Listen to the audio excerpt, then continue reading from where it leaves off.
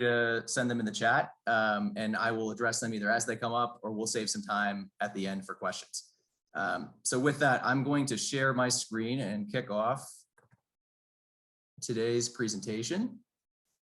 So hopefully, Michelle, maybe a thumbs up, everybody can see. Okay, perfect. So let me figure out how to get started here. So part of this, the excitement in this presentation is not trying to institute my own humor, but relying on a few political cartoons or other cartoons that try to spice it up. But today's presentation is about defining your dollars, building the proper reserves from within.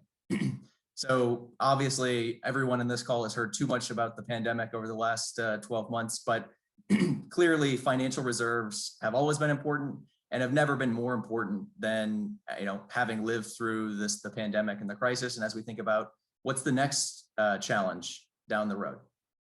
So that's what we're going to talk about today. And hopefully you each have a slightly different reserve policy takeaway from today's meeting than the cartoon here. So the agenda for today is to talk about what I think will be an obvious question to those in this meeting, but why do independent schools need financial reserves? There's some other people you might work with that building consensus around why reserves are important is something that we're going to focus on. Where are your reserves and how are they defined? Certain schools define reserves differently, and there are certain things that might look like reserves that actually aren't. What level of reserves is appropriate? How do you decide how much reserves your school should have, and what different buckets might those reserves fill? Next, we're going to talk about where are your reserves and how should they be managed. Depending on the type of reserve that you have, you might invest it in highly liquid short-term cash, or if you might invest it in a long-term diversified portfolio of assets designed to grow and over the long term.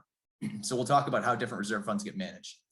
And lastly, what strategies exist for developing, growing, and managing reserves? And I can share with you, we've worked with a number of independent schools in California and across the country, and there's no one right answer for any independent school, but we will give you some strategies that we've seen other schools use with success to help them begin growing and developing these reserves. And as we go through today's presentation, I'll share a few case studies. This presentation includes data from NBOA and Cal-ISBOA, from Moody's or Standard & Poor's rating agency medians, from other third-party professionals, ourselves, and some others, and also from communication with your business office peers in independent schools across the country. So as I was getting ready over the weekend for this presentation, I thought I had it all kind of ready to go over the weekend, prepped, and this morning I logged on to Yahoo Finance, and the first article that popped up was this. Warren Buffett's 2008 advice on cash reserves is more relevant than ever. And so this article is really nothing more than Yahoo Finance, an advertisement of their upcoming Berkshire Hathaway shareholders meeting, but they harken back to Warren Buffett's 2008 comments saying how the importance of cash reserves has never been more important, and that Buffett's company, Berkshire Hathaway, has over $20 billion of cash and cash equivalents that they hold earning nothing, but it helps them sleep well. So part of having reserves is helping independent schools and CFOs especially sleep well. So diving in, why do schools need reserves? And I guess I posed the question earlier, it's obvious, right? To us, there's kind of a spectrum of obvious answers with some kind of more obvious and others less. So obviously everybody understands the value of a rainy day fund. It helps you prepare for unforeseen circumstances. The pandemic is kind of one most recent example, but there are a number out there. Other schools have dealt with litigation challenges or the unforeseen circumstances that we don't know. On a more positive note, reserves can help you seize key strategic opportunities when you need to move quickly to invest in program or plant or take on some new initiative. Having reserves allows you to do that. Again, reinvesting or investing in your physical plant. Reserves helps you do that. Growing your liquid balance sheet resources. So we're going to talk a lot today about the balance sheet, and we're going to bifurcate kind of your quote unquote, your assets or your equity between illiquid plant assets and liquid reserves. And the difference between those two things is critical for the financial health of independent schools. With more reserves, you'll have better access to capital, better access to the debt financing markets. You can borrow at a lower rate. You can refinance debt for savings, and being able to access the markets to fund your capital needs is one of the keys to sustainability that we'll get to later in this presentation. Lastly, for some of the highly endowed or most well-established independent schools, they are still trying to grow their reserves. Even though they have significant reserves and endowment, they are focused on growing their balance sheet to diversify revenue sources and reduce their dependence on tuition. Independent schools by nature are vastly tuition dependent. That's where the majority of your revenue comes from. But if you can grow your liquid balance sheet, or into the future, your endowment or your board designated endowment, that can provide additional revenue for the operating budget, a predictable recurring stream of revenue that doesn't rely on tuition dollars. So I say it's obvious, but we hear a lot of fallacies, and I'm guessing that several of you, the independent school CFOs in this meeting, will have heard some of these. We're going to tackle several of these as we move forward. We're a nonprofit. We should charge what it costs to deliver our program, right? I'm sure all of you have heard, we can't, we don't want to charge more than we need to. The next two have to do with fundraising. We're actually working with a school on the East Coast who, a head of school, came to our team and said, Chad, I have a donor who says, you don't need my money. You're funding reserves every year. I want my dollars to go to program. But in reality, a donor wants to give to a strong and sustainable school, right? And a strong and sustainable school has reserves. That's a part of financial sustainability. So I think that in those conversations with donors, our advice to this head of school was, look, that donor wants you to be a sustainable organization, and having reserves is a hallmark of that sustainability. Lastly, we've heard other schools we're too young to have reserves. We're still growing. We haven't had a chance to build reserves yet. We've worked with a number of young schools that have built reserves and are continuing to grow those reserves. And lastly, I've heard one time, too many reserves might jeopardize our 501c3 status. And I guess last thing I'll say on that is that Harvard still is a 501c3. So I think a lot of our independent schools have a long ways to go. So we talked about the rainy day fund as another attempt at humor. I'm sure a lot of you are feeling this. Between February 2020 and April 2021, the reserve fund balance might look different, and especially at the eyes of your auditors or even lenders for some of you. So we talked about the fallacy that independent schools aren't supposed to charge more than what they need. But without a margin, there's no mission, right? Your mission is what drives the school forward. And without an operating margin or an operating budget that produces a surplus, you cannot be sustainable. So there's been a lot of discussion in the independent school world about what defines sustainability. And our team really thinks about it as a three-legged stool. The three legs are market position, right? An established, defensible market position. And having reserves allows you to make key strategic investments in your market position, whether that is in new programs, whether that is in facilities that help keep your programs relevant or your campus attractive, whether that is in marketing, whether that is in a new position that helps attract new families. Being able to use reserves as an investment in those things helps you establish and defend that market position that keeps your seats full and allows you to justify tuition increases every year. The second leg of the stool, obviously related to the first, but a disciplined and consistent operating results, an operating model that continuously results in a surplus. And again, reserves are a huge part of this stool as well.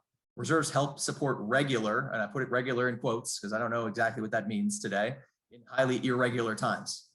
So even schools with the most disciplined and consistent operating budgets had irregularities in the past year, to say the least. Having reserves helps you through those times.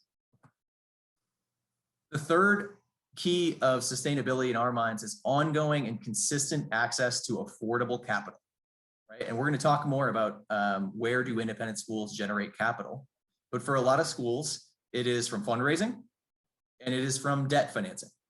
right? And a strong market position, strong operating performance, and significant reserves are three of the ways that you will always be able to ensure that you can access capital, right? And being able to do so will allow you to invest in your plant, to keep your facilities up to date, to keep that market position alive. So when we think about sustainability and how we go through this presentation today, think about it as this three-legged stool.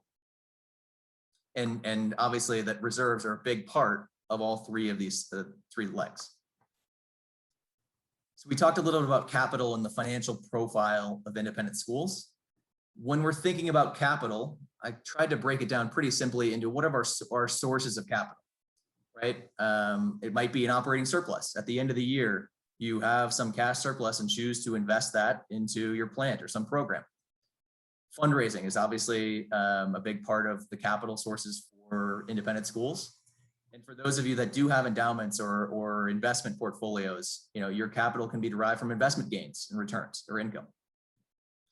Lastly, capital can come from your financing activities, from third-party financings, from whether it be tax-exempt bonds, whether it be bank financing. And that debt can support institutional reserves, that debt and equity support institutional reserves, working capital, and your physical plant, right? But the distinction that we want to make today is that not all equity is created equal.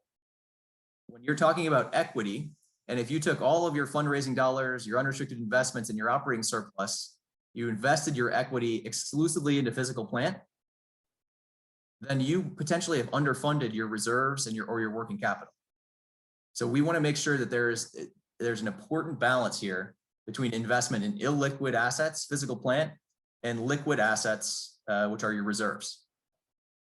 And we have a lot of schools who start kind of a financial plan with thinking that they don't want to take on any debt and they want to invest all of their liquid assets they worked hard to raise into physical plant.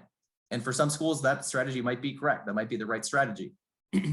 But a lot of schools choose to use debt as a way to preserve some of the institutional reserves or working capital to keep this equity balance between illiquid plant and liquid reserves at a level that they feel comfortable.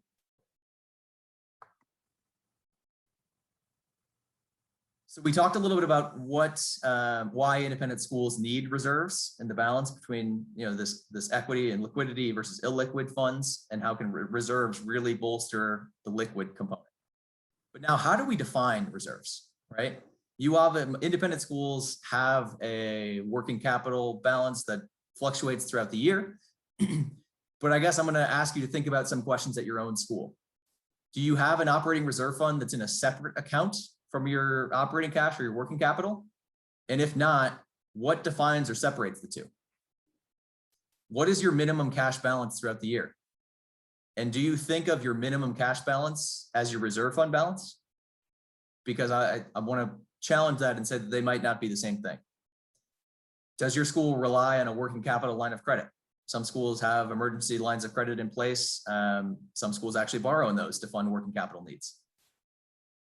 At June 30 or whenever your fiscal year end, what's the balance between your cash and cash equivalents and your deferred tuition revenue, right? Because at June 30, you've certainly got some cash in the door from the next year, from the upcoming year. But how does that affect your reserve fund balance? And lastly, restricted endowment is not a reserve. If a donor, comes to your school and gives you a $5 million gift that's permanently restricted for the endowment, that is a wonderful thing to be celebrated. And it's going to provide, income and growth potential into the future. But if you needed that endowment, tomorrow, that is not an available reserve. That is donor restricted money that can't be touched. And making sure that, your heads of school, your finance committee members, in theory, they understand that and know that. But when thinking about reserves, it's important to make that distinction. And lastly, I want to make the point that tuition collection cycles for independent schools means that you're getting cash in the door in advance, but that minimum cash balance is not always equal reserve fund. I have many independent schools that we work with that say our minimum cash balance is $1 million, and it happens usually in March of April every year. And then we start getting cash in the door for the next school year and our cash balance ramps up. And that's great. And you know, how you sweep your cash and manage your cash is that's perfectly normal. But when thinking about reserves, I would challenge the CFOs in this room to exclude those prepaid tuition dollars as in your equation of reserves, right? Because if your school for some reason was not moving forward for the next year, those prepaid tuition deposits are gone. And what you're left with is kind of those are your reserves, in our opinion. So we're trying to think about this, you know, from a practical perspective, knowing that you're always going to have deferred tuition revenue dollars in your operating account, but also from a technical perspective, and really trying you to focus in and hone on what is reserves versus what is kind of operating cash flow given our tuition collection cycle. And so to that point, I actually owe a big debt of gratitude to Martha and Michelle and Cal-ISBOA for sharing some data from the most recent Cal-ISBOA survey, where we look specifically at what are median cash and cash equivalents at California independent schools and what is deferred tuition revenue, both taken at June 30. And the median cash and cash equivalents is less than $1 million above deferred tuition revenue. So if we're thinking about what is the cash that would be left in your operating account if all deferred tuition revenue was gone, for most, the median in California independent school, that's less than $1 million. And we're going to get into next talking about what is the right level of reserves and how do we start planning. And planning for reserves continues with the conversation of defining them. Think about a lot of personal spending habits, right? Some people are naturally savers and they can put their money into one bucket and it's their savings for vacations, for rainy days, for college, for grandchildren, whatever it might be. Other schools or other individuals are motivated by specific buckets of savings. Maybe they put, you know, certain dollars into their vacation fund, certain dollars into their 401k and their 529 plan, right? Schools are much the same way. But we've found that when starting this conversation about reserves, it helps to have defined buckets. And so we're going to talk about how some schools have defined those buckets to help begin the conversation around funding reserves. The first is debt service reserve fund. And I put this here because some schools, as a condition to their financing, have to or mandated to fund a debt service reserve fund.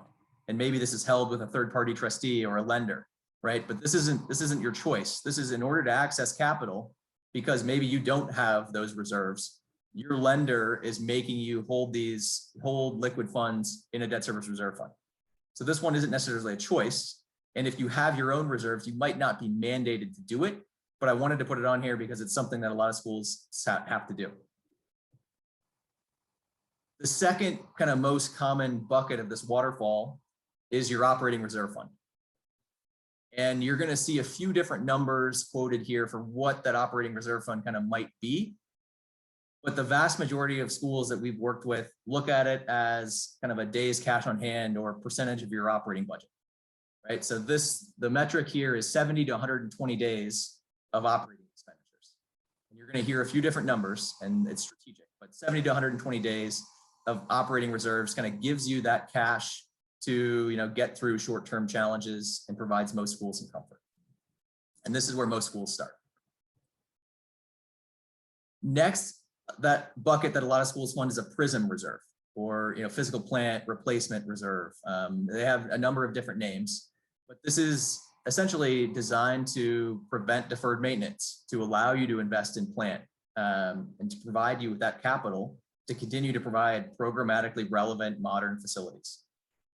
And the size of PRISM reserve funds, or what is the right size, is not, there's no universal standard.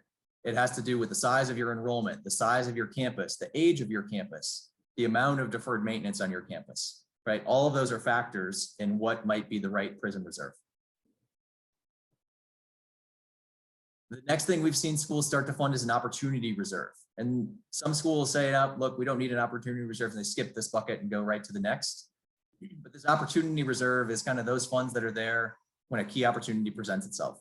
Maybe it's to buy a parcel of land to expand your campus. Maybe it is some sort of investment opportunity that you have. Some call it a board discretionary fund. So this operating opportunity reserve, again, very much dictated by your own school circumstances.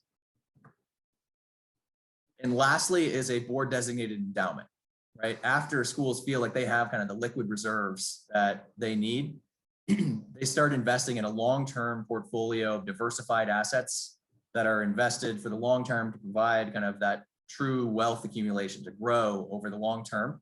And many schools choose to take a spend policy from this board designated endowment, just like you would a restricted endowment, right? So even though the board could redesignate those funds with a vote at any point, they are there not only to grow and accumulate and provide liquidity, but they're also there to provide operating budget support.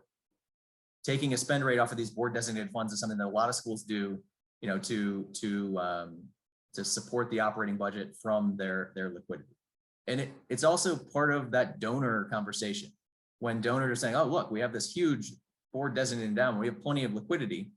Yes, but growing that continues to provide a recurring stream for the operating budget and frees up, you know, revenue to be spent, or frees up revenue to go towards financial aid or human capital. I started this slide by saying there's some schools that are kind of single bucket savers. And so some maybe have a small operating reserve and then everything else goes straight into the board designated endowment. That not uncommon and wouldn't surprise me. The schools who, you know, have a little bit more nuance to their reserve funding strategy might have additional buckets even on top of these. Lastly, I should have started this by saying contributions, right? You can also dictate where contributions go. I kind of focused on your net operating income. So you have cash surplus at the end of the year. You can choose how this waterfall works, but also you have the same choices you can make a lot of times with contributions. Sometimes those are permanently restricted and it's endowment, and that's not necessarily liquidity or reserve. Other times they might be temporarily restricted, but often schools get unrestricted contributions, whether that's an unrestricted pledge or maybe an unrestricted bequest.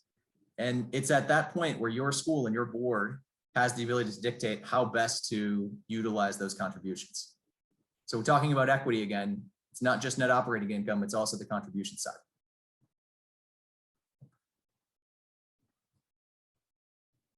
So we talked about 70 to 120 days of operating reserve or operating expenditures in our reserve fund, right? Another publication from NIAS, I saw a range anywhere from 60 to 180 days. So using kind of some of the third-party resources that are out there. Independent School Management, ISM. I saw a report from them that quoted 73 days. That's kind of a benchmark. And obviously they said, you know, they wanted to see that continue to grow. But from some of their research and data, working with a lot of schools across the country, there was a report of 73 days. And I'm also using Moody's and Standard & Poor's calculations. And I just wanted to point out, you know, I took a few key statistics. This is FY 2019 data from Moody's and S&P. But the biggest jump between the BBB category and the A rating category is in unrestricted and expendable financial resources. Between the BBB and A categories, unrestricted financial resources increased by 100%. Expendable financial resources increased by 36. Total revenues, not any different. Total expenses, not really much different. Enrollment size, you know, pretty consistent. So really, S&P and Moody's and the rating agencies have truly focused on balance sheets as a key determinant of their credit rating criteria, and specifically the liquid component of the balance sheet, that unrestricted financial resources. So going back to some of our Cal-ISBOA data, again, a big thanks to Martha, I looked at what are the reported operating or contingency reserves by independent schools, and what are total operating expenses, and how does this group stack up? Again, you'll remember we looked at that cash and cash equivalents median relative to deferred tuition revenue, and we said, well, actually, it looks like it's a little less than $1 million. The median reported operating reserve was just about 1.56 million. And that compares to median operating expenses of 11.3 million. So again, just taking these numbers with no adjustments and realizing that it's a very broad data set, that results in about 13.8% or 50 days of operating reserve to operating expenses, right? So 50 days. That's on the low range of this 70 to 60 to 180 days of reserve funds. So I think that, everybody understands the importance of reserves, understands kind of how they get defined. And hopefully you're saying, well, Chad, yep, I understand. We want to grow our reserves. So next step is kind of getting into how we do that.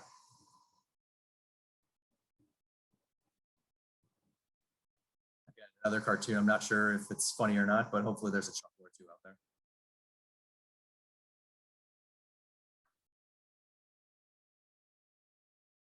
So how do we actually build reserves? We understand they're important. We want to do it. Where do we start?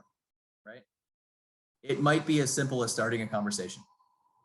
You as the CFO or the business manager understand that reserves are important, but others within your school might not have that same appreciation. So starting a conversation with your head of school, with your finance committee chair, putting it on the agenda for the next finance committee meeting. We talked about the buckets. Let's name some buckets. If you don't have reserves today, naming these buckets helps get people excited and helps them get focused on why we are funding reserves. It's easier for some people to understand, okay, we're funding a rainy day fund. We're funding a PRISM reserve fund, rather than saying, oh, we're just going to throw this into a general reserve. Get your finance committee, your head of school, talking about what is most important to your school. It's also a risk management strategy, right? What are the biggest risks out there?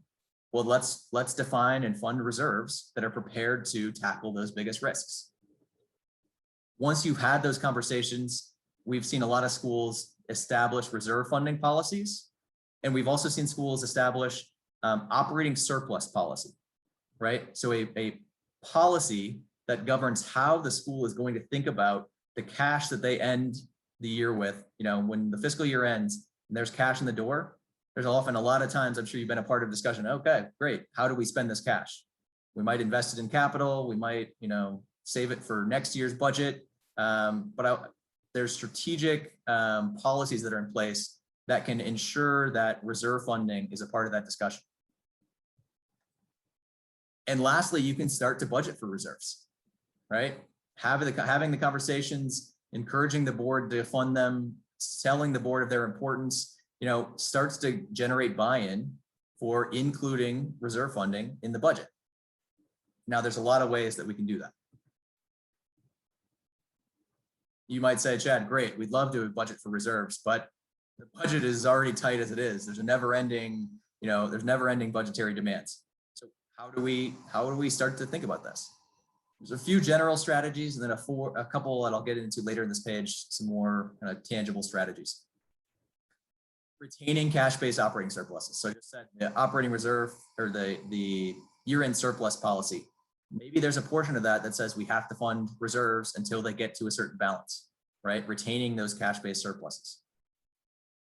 Some schools truly fundraise for reserves. They get unrestricted gifts that the board designates as reserves or as board designated endowment. It's not necessarily the easiest fundraising task out there for your development office, but there are many schools that do it. Third is a lot of schools will leverage a fundraising campaign. Many of you might have a building project and you're thinking about doing some sort of fundraising campaign or targeted giving effort for that building. And again, you might, if it's a $5 million project, you might be able to raise $5 million, but putting that $5 million exclusively into capital, into illiquid physical plant, again, did not alter your reserves, right? So a lot of schools will leverage a fundraising campaign, and maybe they raise $5 million. They put $4 million of that into the building and borrow for $1 million, right? Sure, they're taking on a little debt, paying interest, but they're also bolstering reserves by $1 million, providing liquidity, providing additional support for both the balance sheet and the operating budget. Again, hard to predict, but schools often will get transformational gifts or bequests. Some of them about, some of them you work really hard to actively solicit. Others might be more of a surprise. I know that'd be quite the good surprise for most of our independent schools. But when you do receive those gifts or bequests, think about, again, the trade-off between physical plant and illiquid assets and liquid assets. Some tangible strategies that we've seen schools do. Budget for depreciation, right? Even though it's a non-cash item, some schools budget for a small percentage of depreciation, other schools budget for 100% of depreciation. And when doing that, we're talking about more of that budgeting for depreciation more in just a second. Second is some schools have gotten comfortable budgeting for predetermined line items of reserve funding. So we've worked with one school that every year there is a line item in their budget that says deposit to operating reserve. And their finance committee and board view that as something that's important and important enough to be worked into every year's operating budget. Many of you probably do this already, but we see a lot of schools budget for a conservative level of enrollment. If you think your enrollment might be 400, we see schools budget for 375, 380, right? Whatever that number might be, gives you some leeway to have that year-end surplus and have that policy in place where you decide what you're going to do with that year-end surplus, which probably includes some reserve fund investment.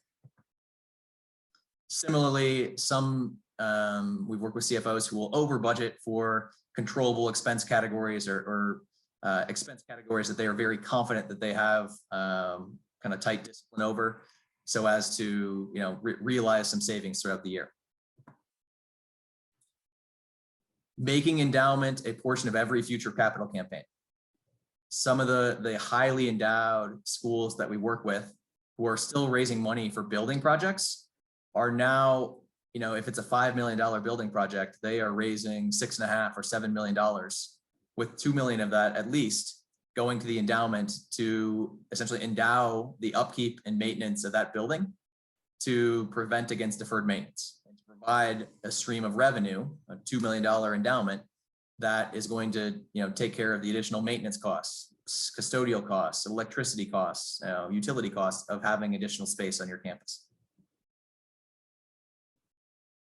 Lastly, we have, in a very relatively small but often successful instances, we have had schools return to donors who are kind of closely connected to the school or sophisticated donors who have a large endowment gift, a permanently restricted or perpetually restricted endowment gift, and say to that donor, look, we want to continue to use your gift as endowment, but if you unrestrict this gift for us, it will dramatically improve our liquidity profile, our credit profile. And in one case, it actually was the difference in a school being able to access financing for a key building project, because without that liquidity on their balance sheet, lenders were not willing to, kind of entertain the school's financing request. So actually going back to donors and unrestricting funds. I'm going to spend just another second on depreciation, because I think all of you appreciate that, reinvesting in your physical plant and avoiding a huge deferred maintenance backlog is something that's important. But even the strongest schools out there, many of them don't choose to budget for 100% of depreciation. Start small. It doesn't have to be 100% in the first year that you include depreciation in your budget. Maybe it's 25% or 50%. And whatever percentage it is, think about what percentage of those funds need to or should be reinvested in your plant, and what percentage of those funds might go to that PRISM reserve, right? Because when you fund 100% of your depreciation, for example, you know that you have a major building project coming up or a major renovation coming up that's going to knock out a significant chunk of that deferred maintenance. So you don't necessarily need to fund 100% every year to avoid that deferred maintenance backlog, because maybe every 5 years you have a major kind of larger scale project that is going to take a big bite out of the deferred maintenance. So thinking about, funding that, not only funding depreciation, but when you do fund depreciation, what is the amount that's going to retain in reserves, and what is the amount you're actually going to invest in the campus? And those are the kind of discussions we have at a lot of different schools in a lot of different ways. So when we talk about, again, continuing the conversation of building reserves, right? Even for some of the schools on this call that might have large endowments, right? Reserves are important. Even for the schools on this call who don't have any reserves right now, right? Working towards that maybe 90 days cash on hand as an operating reserve is a key goal for the sustainability of a young school. Maybe you're past that. Maybe you've got the 90 days cash on hand. You feel confident about your reserves. You now have the opportunity to grow that balance sheet and provide optionality as the school grows and implements future strategic plans. And that optionality is kind of what I'm talking about, is accessing capital, accessing third-party financing. When you have the ability to do that, you have more optionality about how the board, dictates the school's balance sheet, right? Maybe it's debt-free. Maybe you do choose to leverage some of your balance sheet and take on debt, but having those reserves kind of gives you that flexibility. And then for mature schools, we talked a little bit about it. Most of the highly endowed schools that we're working with are still keenly focused on growing those balance sheet resources, because they see growing the balance sheet and being able to fund things like financial aid and human capital as key elements to them kind of continuing to be strong into the future, as there's continued pressure on, tuition increases, affordability, and things like that. So we're growing that recurring revenue stream from your reserves or board designated endowment is something that a lot of mature schools are focused on. And this is coming both from, schools themselves and internal governance, but it's also coming from third parties. So I mentioned, some of our work already with Moody's and Standard & Poor's. There is a keen focus of those two credit rating agencies on balance sheet resources. It's not to say they're not focused on, enrollment and market position and other stats, but in our recent experience, those balance sheet and liquidity metrics carry more weight. Lastly, our work at Stifel, we serve as a financial advisor to independent schools. A lot of that work is around the context of tax-exempt debt financings, but tax-exempt debt financings very, very rarely get done in a vacuum, right? It takes a lot of work, and we do a lot of financial modeling and discussions around board policies and reserves and liquidity and kind of budgetary management. And one of the things that we've seen most recently is that the financing markets, kind of the interest rate environment, is incredibly strong, but it is kind of focused on those schools that have liquidity and reserves, right?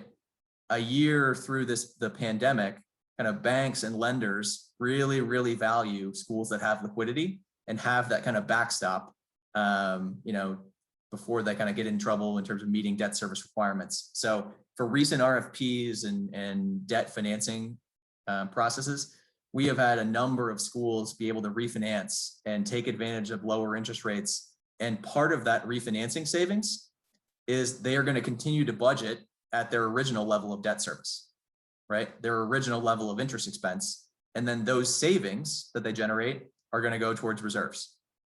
Another kind of strategy for how you might be able to kind of build those reserves without making dramatic changes to your operating budget, right? Refinancing, lowering your debt service costs, but continuing to budget at the prior debt service cost and banking those savings. Okay, this is the last, transitioning in kind of the last aspect of the reserve discussion. We know why they're important. We talked about kind of what metrics or how we define them and how they get funded. We talked about building them, and now we're going to talk about managing them when you have them, right? Because not all reserves should be managed in the same way. Operating reserve funds we typically see in highly liquid short-term funds, but that doesn't have to be a non-interest bearing kind of bank account, right? Many schools will sweep these into money market funds or other kind of short-term and liquid vehicles, but that might, maybe not today exactly, but that might be able to yield slightly more than your non-interest bearing operating cash. PRISM reserve funds, we start to see a slightly longer time frame for how these get invested, right? And that time frame is generally designed to match the time frame for when you expect that next major building project to be, or a major capital outlay that you have coming up, right? So we often see these in maybe some sort of intermediate term bond fund or relatively safe, but higher yielding than kind of daily liquid vehicles. So the time horizon for some of the PRISM funds is a little bit longer. The same is true for opportunity reserve. We talked about that's very kind of highly variable among independent schools, but many choose to invest the opportunity reserve alongside their kind of long-term diversified portfolio, right? Because that opportunity reserve, they want it there and they want it to be liquid, but also they want it to grow. They want that opportunity reserve to grow. And that kind of dovetails well with the board designated endowment, right? A diversified long-term kind of buy and hold portfolio that's there to grow over the long term. So I guess I'm going to pause here and ask you to think about, how your own school defines reserves, how it manages reserves, and what strategies you've used to build reserves. Certainly, there is probably others out there. There's a lot of independent school experience in this room, but the last kind of part of this is I don't think reserve funding is something we should think about in a vacuum, right? It's part of a holistic approach to your school's financial profile and the financial sustainability of your school.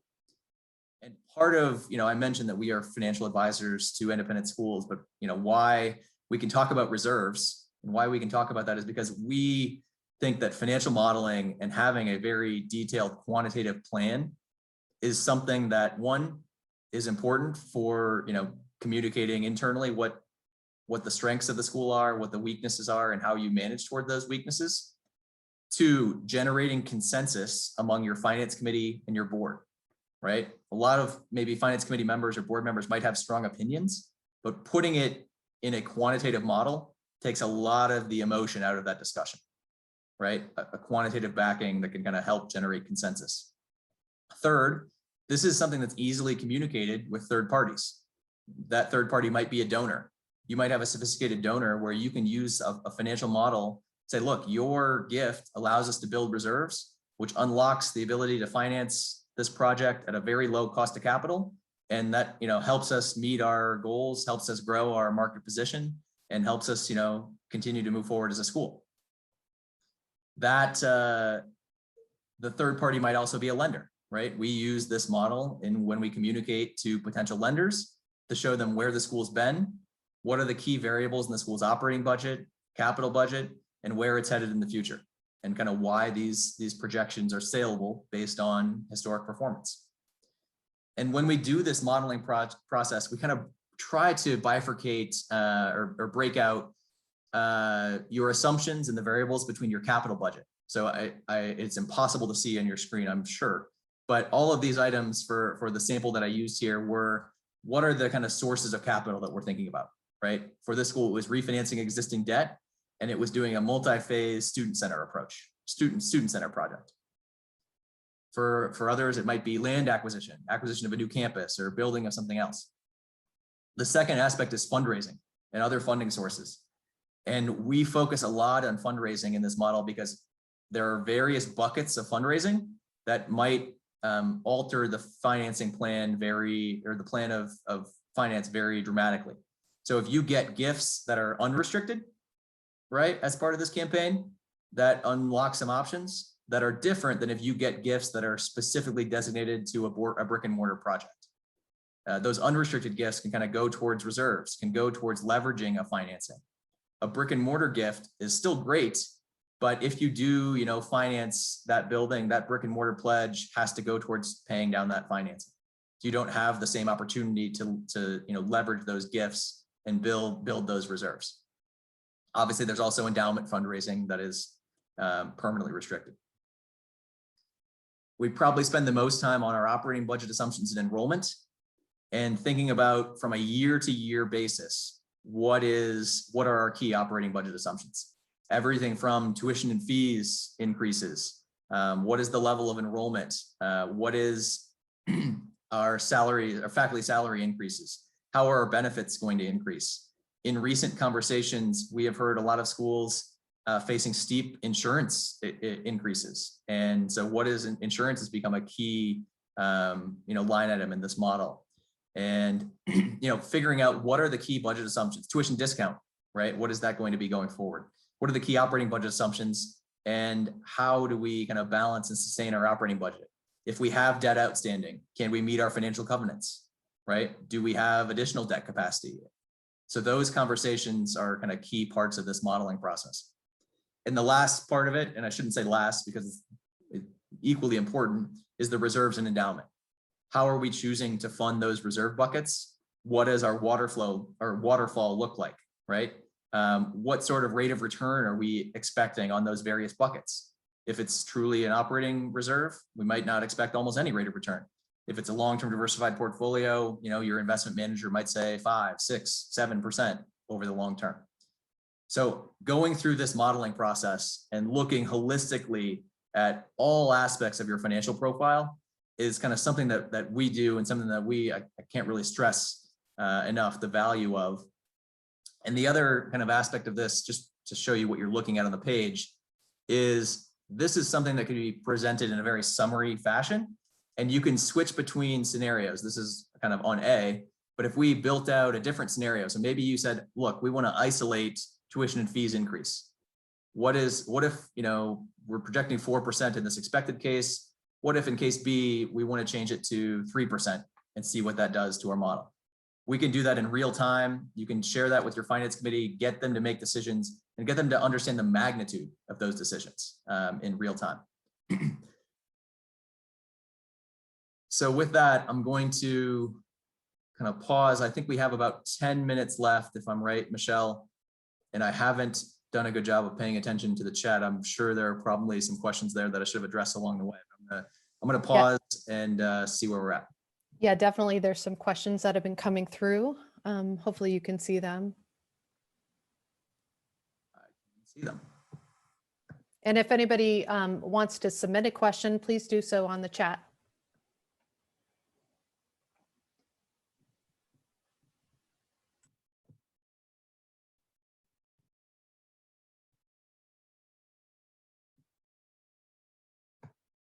So there's a question about 100% of operating reserves need to be invested in fully liquid investments.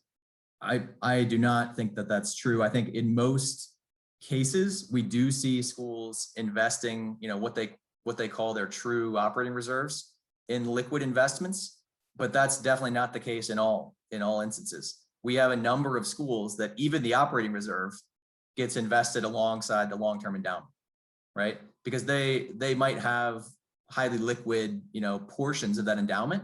So they might simply manage their endowment or their board designated endowment liquidity such that it provides them funds that are accessible within a day or 2 days, that can be drawn down for operating purposes. So general rule of thumb, I guess, liquid securities is what we see, or liquid investments is what we see, but absolutely not true across the board. And it wouldn't be all that rare if schools invested operating reserves alongside their board designated endowment.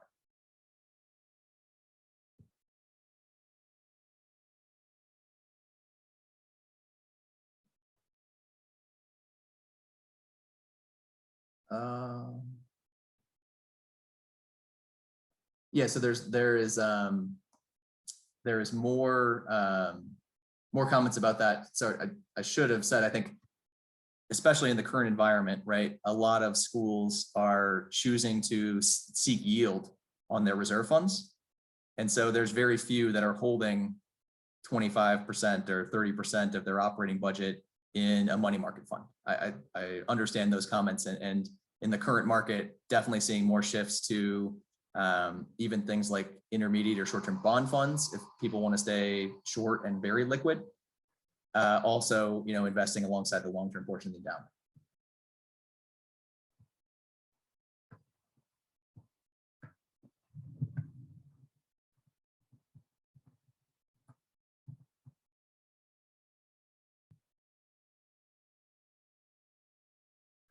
There is a question about the legalities of unrestricted, permanently restricted endowments.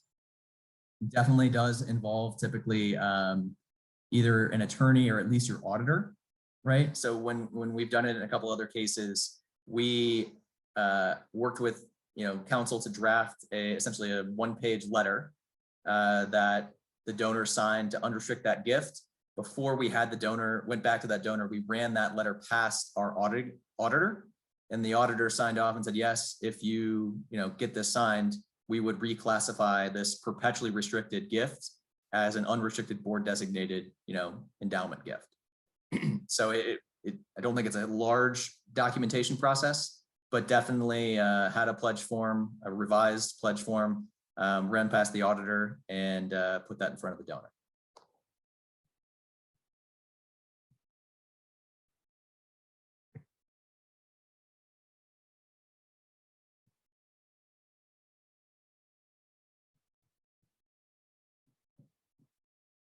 Michelle, I don't know if I missed any questions.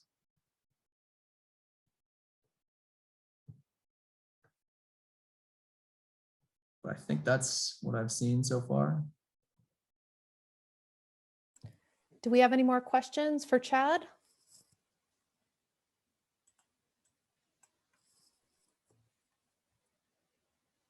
Looks like that might be it. Well, Chad, thank you so much. I know I can't wait to take these slides and get back to the head of school that I work with and the board and the finance committee to talk about a lot of these things. I think there's really valuable tools, whether you're a school that is been around for 125 years or you're a school that is newer. And there are questions, will the slides be shared? And yes, there will be information going out with all the materials from the conference that everybody will have access to. But if there are no more questions, I want to thank Chad. Thank you so much. This was so valuable and it's great to see you.